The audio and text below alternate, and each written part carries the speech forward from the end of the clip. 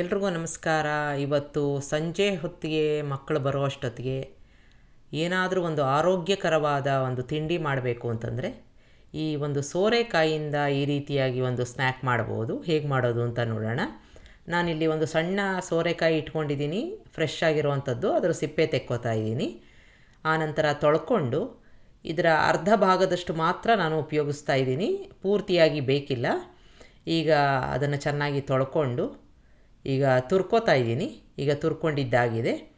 ಇದಕ್ಕೆ 1 ಕಪ್ನಷ್ಟು ಗೋಧಿ ಹಿಟ್ಟು, ಅಷ್ಟೇ ಪ್ರಮಾಣದ ಕಡಲೆ ಹಿಟ್ಟನ್ನು ಹಾಕ್ಕೋಬೇಕು. ಶುಂಠಿ ಮತ್ತು ಹಸಿಮೆಣಸಿನಕಾಯಿ ಕುಟ್ಕೊಂಡಿರೋ ಅಂಥದ್ದು.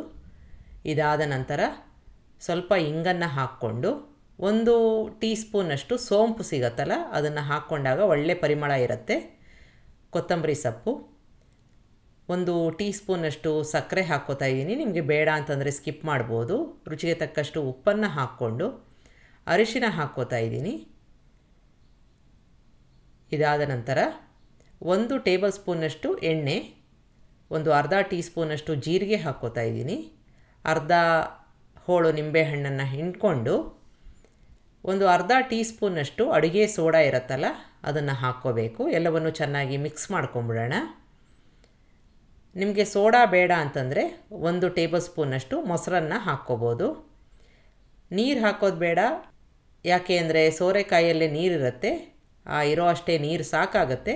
ಅಕಸ್ಮಾತಾಗಿ ತುಂಬ ಗಟ್ಟಿಯಾಗಿದೆ ಅಂತ ಆದರೆ ಸ್ವಲ್ಪ ನೀರನ್ನು 1 ಅಥವಾ 2 ಚಮಚ ಹಾಕ್ಕೋಬೋದು. 1 ಕಪ್ನಷ್ಟು ಜೋಳದ ಹಿಟ್ಟನ್ನು ಹಾಕ್ಕೋತಾ ಇದ್ದೀನಿ. ಎಲ್ಲವನ್ನು ಚೆನ್ನಾಗಿ ಮಿಕ್ಸ್ ಮಾಡ್ಕೊಂಬಿಡೋಣ. ಹಿಟ್ಟಿನ ಪ್ರಮಾಣ ಮತ್ತು ತರಕಾರಿ ಪ್ರಮಾಣ ಕರೆಕ್ಟಾಗಿರಬೇಕು, ಇಲ್ಲಾಂತಂದರೆ ಗಟ್ಟಿಯಾಗಿಬಿಡುತ್ತೆ ತುಂಬ. ಈಗ ಈ ಥರ ತೂತು ಬಟ್ಲಿಗೆ ಎಣ್ಣೆನ ಹಚ್ಕೊಂಡಿದ್ದೀನಿ. ಈ ಕಲಸಿಟ್ಟಿರೋ ಹಿಟ್ಟನ್ನು 2 ಭಾಗವಾಗಿ ಡಿವೈಡ್ ಮಾಡ್ಕೊಳ್ಳೋಣ. ಈಗ ಈ ರೀತಿಯಾಗಿ ಅದನ್ನು ಉದ್ದನೆಯ ಆಕಾರ ಕೊಟ್ಟು ನಾವು ತೂತು ಬಟ್ಲು ತೊಗೊಂಡಿದ್ವಲ್ಲ, ಅದರಲ್ಲಿ ಇಟ್ಕೊಂಡು ಸ್ಟೀಮ್ ಮಾಡ್ಕೋಬೇಕು. ಈ ರೀತಿಯಾಗಿ 2 ಭಾಗನ ಇಟ್ಕೋತಾ ಇದ್ದೀನಿ. ನೀರು ಈಗಾಗಲೇ ಕಾಯೋಕ್ಕೆ ಇಟ್ಟಿದ್ದು, ಅದರಲ್ಲಿ ಈ ಹಿಟ್ಟನ್ನು ಇಟ್ಟು ಸುಮಾರು 25ರಿಂದ 30 ನಿಮಿಷ ಮೀಡಿಯಮ್ ಊರಿನಲ್ಲಿ ಬೇಯಿಸ್ಕೋಬೇಕು. ಚೆನ್ನಾಗಿ ಬೇಯಬೇಕು. ಈಗ 30 ನಿಮಿಷ ಆಗಿದೆ. ಒಂದು ಸಲ ಚೆಕ್ ಮಾಡಿ ನೋಡ್ಕೊಂಬಿಡೋಣ. ಈಗ ತುಂಬ ಕ್ಲೀನಾಗಿ ಚಾಕು ಬರ್ತಾ ಇದೆ ಅಂತ ಆದರೆ ಸಂಪೂರ್ಣವಾಗಿ ಬೆಂದಿದೆ ಅಂತ. ಈಗ ಆರಕ್ಕೆ ಬಿಡೋಣ. ಪೂರ್ತಿಯಾಗಿ ಆರಬೇಕು. ಆನಂತರ ಮುಂದಿನ ಕೆಲಸನ ನಾವು ಮಾಡ್ಕೋಬೋದು.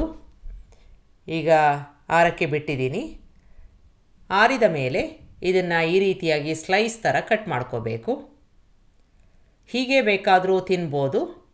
ಬೇಡ ಅಂತಂದರೆ ಇದಕ್ಕೆ ಸ್ವಲ್ಪ ಒಗ್ಗರಣೆ ಹಾಕ್ಕೊಂಡು ಮಾಡಿಕೊಂಡಾಗ ತುಂಬ ರುಚಿಯಾಗಿರುತ್ತೆ.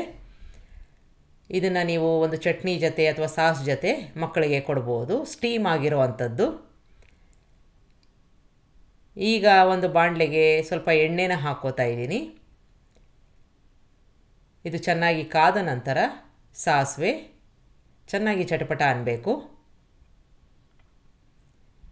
ಇದಕ್ಕೆ ಒಣಮೆಣಸಿನಕಾಯಿ, ಇದು ಅಲಂಕಾರಕ್ಕೆ ಅಷ್ಟೇ ಮಾತ್ರ ಹಾಕ್ಕೊಂಡಿರೋವಂಥದ್ದು. ಕರಿಬೇವಿನ ಸೊಪ್ಪು ಹಾಕ್ಕೋತಾ ಇದ್ದೀನಿ. ಈಗ ಒಗ್ಗರಣೆ ಚೆನ್ನಾಗಿ ಆಗ್ತಾ ಇದೆ ಅಂತಾದರೆ ಇದಕ್ಕೆ 1 ಟೀ ಸ್ಪೂನಷ್ಟು ಬಿಳಿ ಎಳ್ಳನ್ನು ಹಾಕ್ಕೋತಾ ಇದ್ದೀನಿ. ಈಗ ಒಗ್ಗರಣೆ ಮಾಡ್ಕೊಂಡಿದ್ದಾಗಿದೆ. ಇದಕ್ಕೆ ನಾವು ಈಗಾಗಲೇ ಮಾಡಿಕೊಂಡು ಇಟ್ಕೊಂಡಿರೋ, ಸ್ಟೀಮ್ ಮಾಡಿ ಇಟ್ಕೊಂಡಿರೋ ಸ್ನ್ಯಾಕ್ನ ಹಾಕ್ಕೊಂಡು ಚೆನ್ನಾಗಿ ಹೊರಳಿಸಿ, ಸ್ವಲ್ಪ ಅಂಚು ಗರ್ಗರಿಯಾಗಿ ಬಂದಾಗ ತುಂಬ ಚೆನ್ನಾಗಿರುತ್ತೆ. ಒಂಥರ ಬಿಸ್ಕೆಟ್ ಥರ ಇರುತ್ತೆ.